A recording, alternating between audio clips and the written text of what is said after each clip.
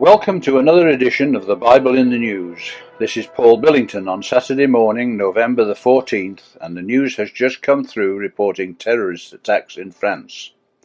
The Islamic State terror group has reportedly claimed responsibility for the coordinated shootings and bombings across Paris, announces Britain's Express newspaper.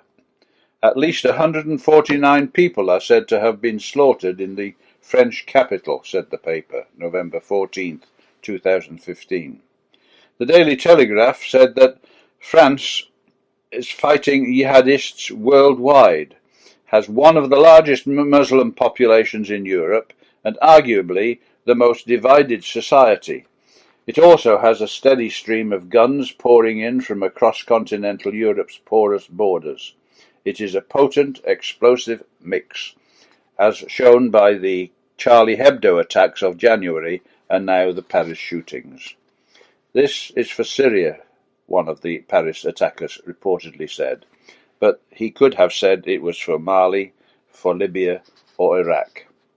Indeed, France takes pride in its proactive stance against Islamic worldwide, says the paper, especially in the face of what is frequently seen as British and American retreat. Over 10,000 French troops are currently deployed abroad, over 3,000 in Western Africa, 2,000 in Central and 3,200 in Iraq. And last week, President François Hollande announced that France will deploy an aircraft carrier in the Persian Gulf to assist the fight against the Islamic State in Iraq, the Levant, ISIL, setting him on a collision course with the Islamist leaders. President Hollande called the massacre an act of war. His statement comes just over a week after President Obama of the United States said that he was not at war with Islam. Refugees from the Middle East, with terrorists mingled with them, have been streaming into Europe, carrying out the threat from ISIS made earlier this year to send thousands of migrants to the continent. The Paris terror strike comes after ISIS terrorists claimed to bring down a Russian passenger jet on October the 31st with over 200 people on board, a claim that is supported by British and American intelligence and evidence which now seems to be quite certain. As these judgments come upon Europe, we should note the fact that they do so just as the European Union is becoming more hostile to Israel. As Israel has suffered weeks of terror and stabbings and people purposefully being run over, the media has slammed Israel for responding to its defense. Europe has commenced a campaign of economic boycott against the settlements. According to the Yahoo news service, the Israeli Prime Minister likened the labeling of goods from the Israeli settlements to the Nazi boycott of Jewish businesses in the 1930s. It certainly does repeat that anti-Jewish method of discrimination. The labeling of products of the Jewish state by the European Union brings back dark memories. Europe should be ashamed of itself, Prime Minister Netanyahu said as he wrapped up a visit to Washington. It took an immoral decision. This will not advance peace. It will certainly not advance truth and justice. It's wrong, he said. He drew the same comparison in September when he said that Israelis remember history and we remember what happened when the products of Jews were labelled in Europe. After the Nazis came to power in Germany in 1933, they imposed a boycott against the country's Jews, issuing orders and posting signs telling the public not to buy from them. Today, the settlements are deemed illegal under the international law and considered a major stumbling block to peace efforts, since those in the West Bank and East Jerusalem are built on land Palestinians see as part of their future state. But Israeli Energy Minister Yuval Stenitz called the labelling measure disguised anti-Semitism. But that is not how US President Obama saw it, however.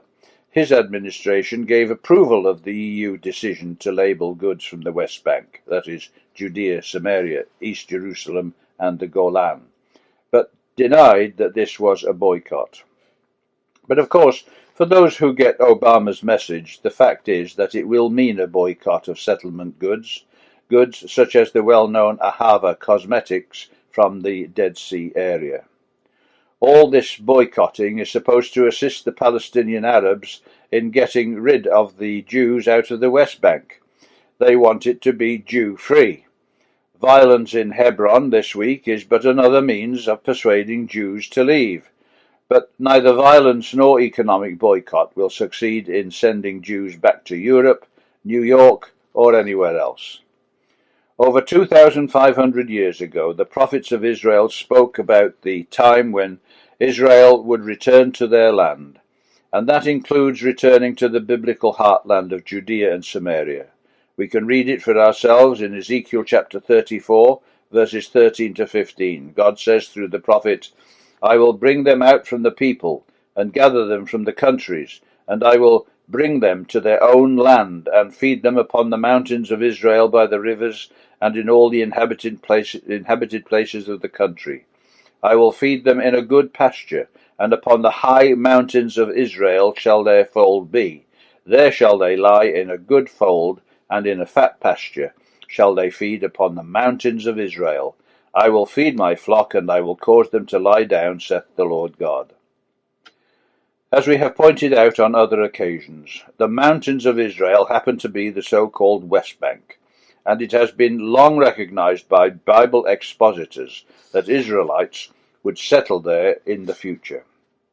For example, in 1868, a century before Israel occupied the so-called West Bank, one writer said this: "It may be remarked here that there will have been a considerable gathering of Israelites upon the mountains of Israel before the invasion of the country by Gog and his capture of Jerusalem." That's Eureka, Volume 3, by John Thomas. We know from Joel chapter 3, verses 1 and 2, that the return of Israel to the biblical heartland is in God's purpose. The passage reads, "For behold, in those days and in that time, when I shall bring again the captivity of Judah and Jerusalem, I will also gather all nations, and will bring them down into the valley of Jehoshaphat, and will plead with them there for my people and for my heritage Israel, whom they have scattered among their nations, and parted my land." Now, when terrorists strike Israelis, Europeans support and reward them, demanding that Israel give up their homes on the mountains of Israel. And when that doesn't happen, the settlers, who God brought there as a result of the events of June 1967, must be penalized and their merchandise boycotted. Europeans know how to do that because the Nazis taught them. Why do they not make room for the Islamic migrants flooding into their own lands? When it comes to justice and truth, the Europeans still have a lot to learn, and that goes for Barack Hussein Obama of the United States also. Terrorism is a dreadful thing. It is an act of war, as the French president has said, and war means that people get killed, often innocent people. It has been happening in Israel as Palestinians, usually Islamic, have waged a relentless war upon the Jewish state. This has continued since the 1920s. Well, now Europeans are on the receiving end of it. Europe has brought judgment upon itself, and that judgment will intensify as God gathers all nations to Armageddon, and when he pleads for his people and for his heritage Israel, who the nations scattered, and insist on parting God's land with a two-state solution. See Joel chapter 3. Thank you for listening or reading. Visit this site again next week, BibleMagazine.com.